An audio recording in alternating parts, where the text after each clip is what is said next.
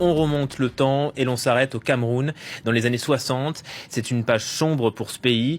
Il vient d'accéder à l'indépendance, mais une guerre de 7 ans démarre entre les autorités et les membres de l'Union des populations du Cameroun. Ces derniers sont considérés comme des rebelles. Ils seront massacrés par l'armée, mais aussi par les Français. La France, pourtant, n'a jamais reconnu cette guerre en tant que telle. C'est le focus signé Nicolas Germain, Marcel Amoko, Zigoto Chaya, Mélina Hué avec Sylvain Rousseau. Nous nous rendons dans un village isolé du sud-ouest de la France pour rencontrer Max Bardet. Cet ancien soldat français a été envoyé au Cameroun entre 1962 et 1964 dans la région des Bamileke. En tant que pilote d'hélicoptère, il a assisté à plusieurs massacres commis par le régime camerounais, un régime fortement soutenu, armé et financé par la France. Un bel 47 G2, 280 chevaux, un tout petit hélico, il y a 3 places, tout cassé. L'armée ciblait les villages supposément acquis à l'UPC, un parti qui s'opposait au président Amadou Ahidjo. Pour l'UPC, l'indépendance en 1960 était factice et Ahidjo était aux ordres de la France. Pour la première fois à la télévision, Max Bardet parle des atrocités qu'il a vues. Les hommes, ils devaient les achever, et les femmes, ils les achevaient pas.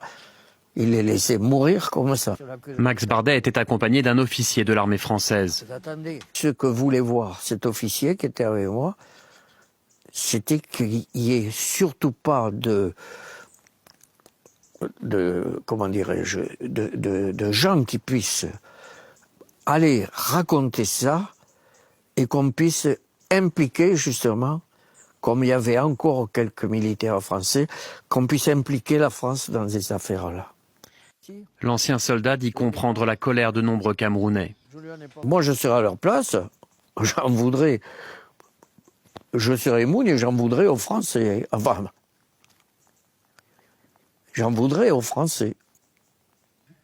Ce sont les auteurs du livre intitulé La guerre du Cameroun qui vient de paraître qui ont retrouvé la trace de ce témoin capital. Les Français ont continué de façon très discrète en pilotant les opérations, puisqu'en étant vraiment massivement sur le terrain, à réprimer non seulement le mouvement nationaliste représenté par l'Union des populations du Cameroun, l'UPC, mais également les populations suspectées de soutenir ces mouvements qui étaient qualifiés de subversifs.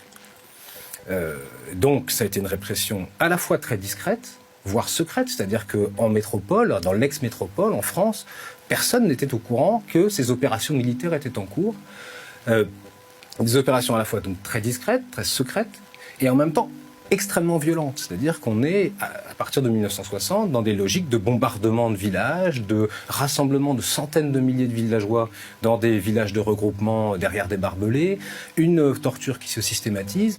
Les révélations de ce livre, qui fait suite à un premier ouvrage, Cameroun, pourraient avoir des conséquences juridiques et financières pour l'État français. Le gouvernement français est, par exemple, au courant que les Mao Mao, qui ont été réprimés au Kenya à la même période, et selon des modalités très similaires à ce qui s'est passé au Cameroun, ont lancé depuis quelques années des actions en justice contre le gouvernement britannique et ont obtenu gain de cause.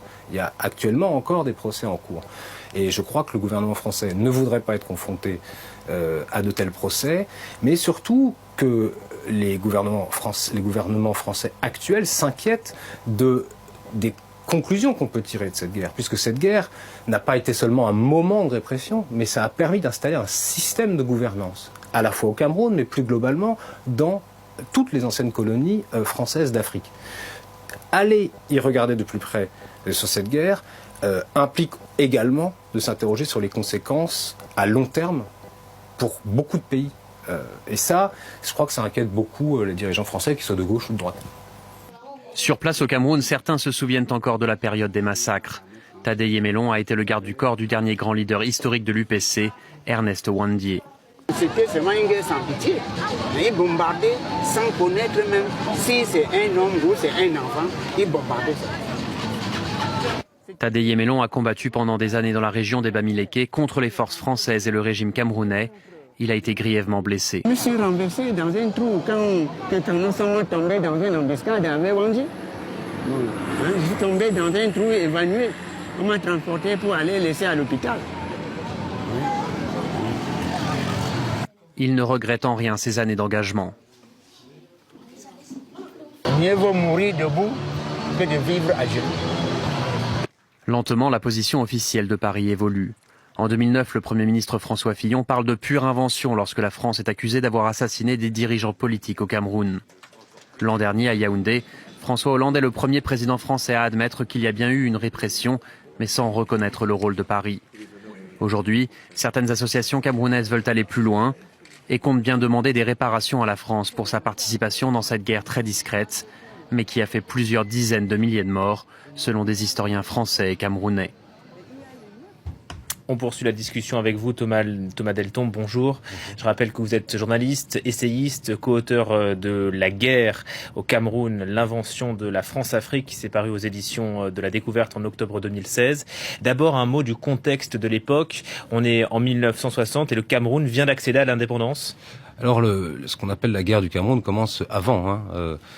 Peut-être pour donner du contexte, justement, je pourrais citer la phrase de Pierre Messmer, qui a été Premier ministre dans les années 70, ministre des Armées pendant les années 60, mais qui avant ça avait fait une carrière coloniale. Et c'est lui qui, entre 1956 et 1958, était ce qu'on appelle le haut commissaire de la France au Cameroun, le préfet, on va dire, de l'époque. Et dans ses mémoires, il dit cette phrase que je cite, « Nous avons accordé l'indépendance à ceux qui la demandaient le moins, après avoir éliminé politiquement et militairement ceux qui la demandaient avec le plus d'intransigeance. » En une phrase, il résume assez bien le contexte de l'époque, en effet.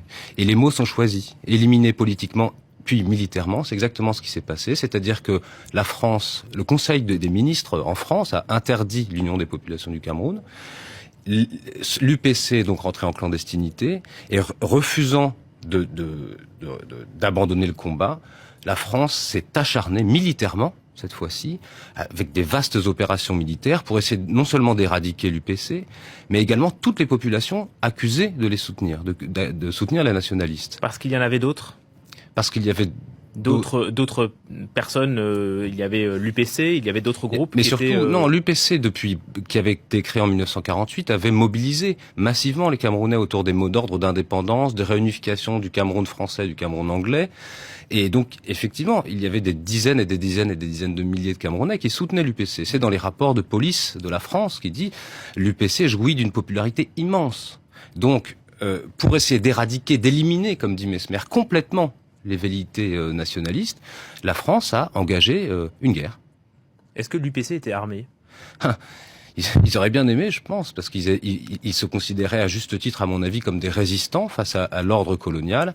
Mais malheureusement, ils n'avaient que très peu de soutien et surtout, ils n'étaient pas du tout préparés à une lutte armée. Ils n'avaient pas du tout l'intention de faire une lutte armée. On le voit dans les archives et beaucoup d'historiens camerounais, américains l'ont montré. L'UPC est un parti légaliste. Modérés, comme on dirait. Ils réclamaient simplement leurs droits, des droits reconnus par les Nations Unies, c'est-à-dire la pleine souveraineté et l'indépendance. Or, la France refusait de reconnaître des droits qui étaient pourtant reconnus par l'ONU aux Camerounais.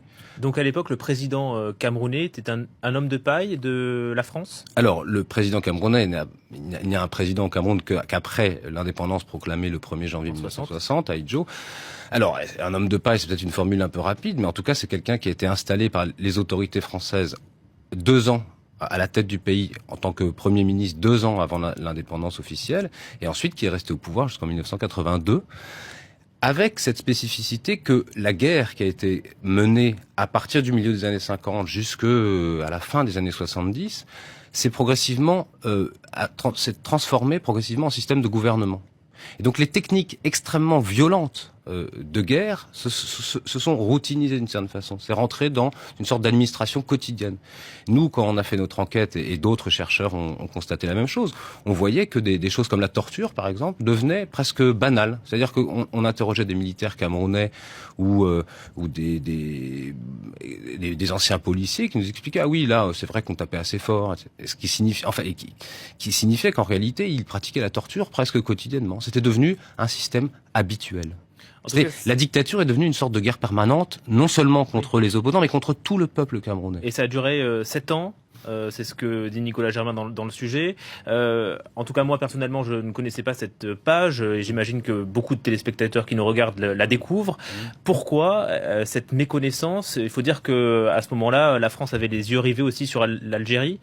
Alors ça, c'est une question intéressante. Pourquoi cette méconnaissance ? À mon avis, il y a des responsabilités françaises extrêmement fortes, extrêmement importantes. Les autorités françaises ont toujours essayé de censurer les moindres personnes qui essayaient de parler de ça. Un exemple fameux est celui de la censure du livre de Mongo Betty en 1972. Mongo Betty, qui est un grand écrivain camerounais, a écrit un livre sur ce sujet-là en 1972. Son livre est interdit, saisi, et tous les exemplaires brûlés. Donc voilà pourquoi on n'en a pas entendu parler. C'est un exemple entre mille. Et par ailleurs, excusez-moi, mais il y a aussi une responsabilité des médias. Alors vous vous intéressez au sujet, mais les médias français ont l'air de considérer que c'est un détail de l'histoire. Et je trouve que là, il y a quand même un problème. On parle d'une guerre extrêmement violente qui a eu des conséquences immenses et durables.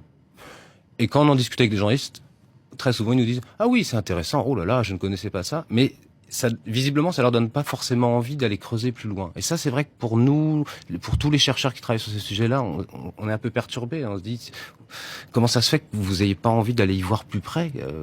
On a écrit des centaines de pages sur ce sujet, pas seulement nous, hein, des chercheurs américains, comme je disais, des dizaines d'écrivains camerounais, de romanciers, de chercheurs. Et bizarrement, dans les médias français, c'est un détail de l'histoire.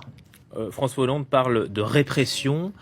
Pourquoi cette timidité quand on voit l'ampleur du massacre? C'est quoi, c'est de la censure?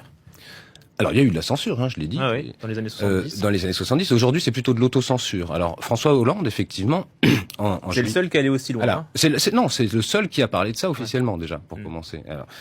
Alors, effectivement, en visite à Yaoundé en juillet 2015, il a dit qu'il y avait une répression des événements tragiques après l'indépendance, etc. Un discours extrêmement flou. Alors, si on est positif, on peut dire bon, c'est bien, c'est la première fois que les autorités françaises reconnaissent qu'il s'est passé quelque chose au Cameroun, tant mieux. Mais quand on voit la déclaration et ses suites, on s'aperçoit que ils ont pas l'air de prendre ça tout à fait au sérieux et de se rendre compte de l'importance de ce dont on est en train de parler. On a plutôt l'impression que les autorités françaises sont obligées aujourd'hui, elles ne peuvent plus nier, comme le faisait François Fillon il y a quelques années, elles ne peuvent plus nier, mais elles essaient de balayer ça sous le tapis.